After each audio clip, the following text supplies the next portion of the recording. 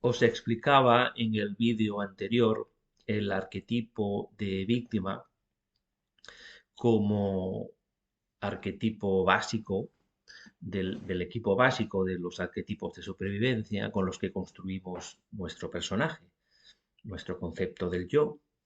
Entonces, el arquetipo víctima sería el central, el que asume el mayor protagonismo. Pero el propio arquetipo víctima, a nivel personal, puede asumir diferentes perfiles, diferentes versiones. De hecho, básicamente tres perfiles o tres versiones, que sería la versión floja, la versión dura y la versión encubierta. La versión floja es la víctima clásica, lo que entendemos como víctima desgraciada. Cuando uno piensa en víctima, eso es lo que se le viene a la cabeza, esta versión de víctima, la de el sufridor, el desgraciado.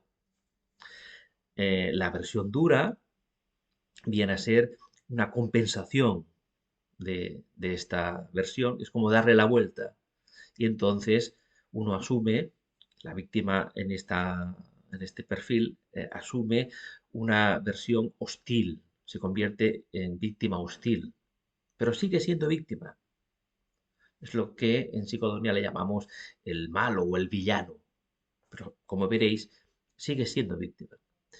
Y en tercer lugar, tenemos la versión encubierta, en donde la víctima parece todo lo contrario también. En este caso, parece el salvador, el bueno de la película, porque hace un rol de cuidador, de acompañante, de protector. Le solemos llamar el salvador. Y como veremos, también sigue siendo víctima.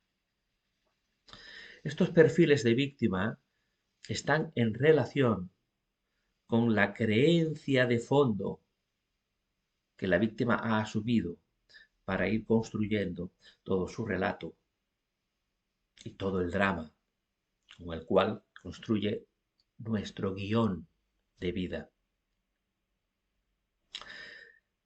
Entonces, a esta creencia de fondo, os decía en el vídeo anterior, se le denomina el mito existencial. En función del mito existencial, se irá asumiendo un perfil u otro de víctima. Como matices pueden haber infinitos matices en los mitos existenciales, pero si sintetizamos y clasificamos de forma básica, pues tenemos tres mitos existenciales y a cada uno le correspondería un perfil de víctima. El primer mito existencial lo que dice es, a este mundo he venido a sufrir, en la vida o a la vida he venido a sufrir. Entonces, si se asume este primer mito existencial, a la vida he venido a sufrir, pues entonces el perfil de víctima al que nos acogeremos será el primero, el de la víctima desgraciada, al sufridor.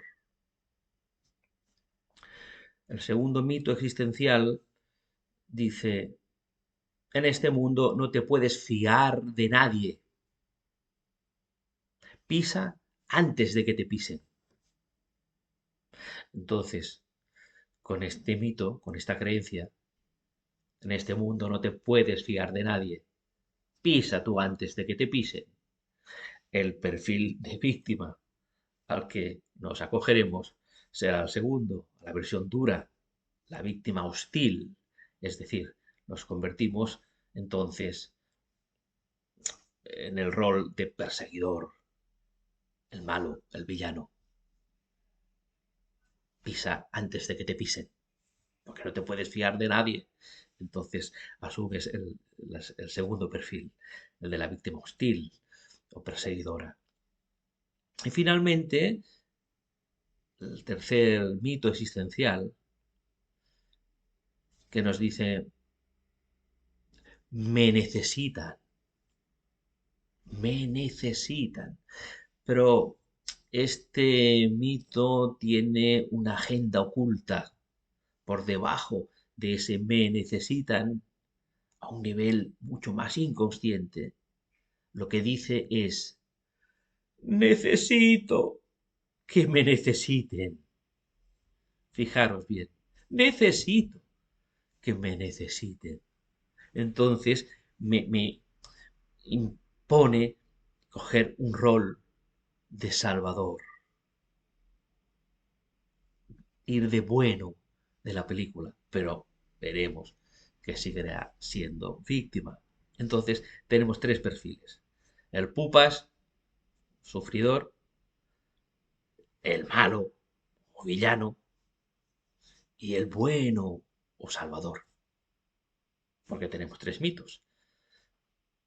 En esta vida he venido a sufrir, pupas. En este mundo no te puedes fiar de nadie, perseguidor. Me necesitan. Necesito que me necesiten. El Salvador. Veamos con un poquito más de detalle.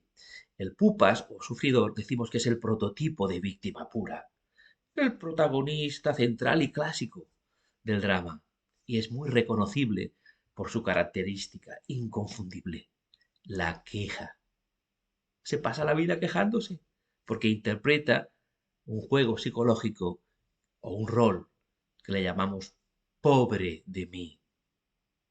Ya sabéis, el mito existencial, a esta vida he venido a sufrir. Entonces, el sentimiento principal será el miedo. Este tipo de perfil de víctima, tarde o temprano, acaba siempre padeciendo ansiedad. En cambio, el segundo perfil, el perseguidor, que es como el complementario del sufridor, va de malo de la película. Pero en el fondo se cree el mejor, se cree superior. Desprecia a los demás y es reconocible no por sus quejas, sino por sus protestas. El perseguidor se pasa la vida protestando y criticando. Es reconocible por su crítica intransigente y es un personaje invasivo. Recordad que el mito existencial es no te puedes fiar de nadie, pisa tú antes de que te pisen. Y el sentimiento principal aquí ya no es el miedo, al menos reconocible y consciente, sino que es el enfado. Entonces, el perseguidor vive cabreado. O sea, que por eso sigue siendo víctima, porque no vive en paz, sereno y feliz, vive enfadado, cabreado. Su sentimiento manifiesto y principal es el enfado. Y finalmente, el Salvador. El Salvador es otro complementario del sufridor y representa aparentemente el bueno de la película. Aquí es muy reconocible porque su característica, en este caso, es el consejo. Se pasa la vida aconsejando y por su actitud paternalista. Ya sabéis, recordad el mito existencial del Salvador. Me necesitan. Yo tengo la solución.